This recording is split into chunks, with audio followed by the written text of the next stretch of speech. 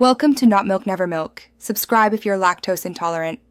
You need a computer and a USB cable. Enable developer options and USB debugging on the phone. Once done, connect the phone, accept the RSA prompt, and verify the PC sees the device with a DB devices. This step gives you the control path to remove or disable digital well-being without relying on settings. Make sure to have a quick backup of important data before changing system apps. It's a one-way modification for the user account unless restored by the system.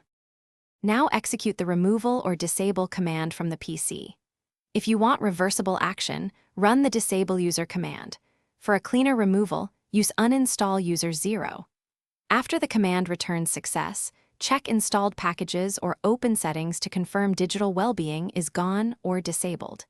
If Android throws a permission or role error, revoke device admin or parental controls in settings first, then retry. Keep the USB connection until you verify everything to avoid partial state. Finally, reboot the phone and test typical functions to ensure nothing broke. If the app reappears, disable Play Store auto updates or block package reinstalls.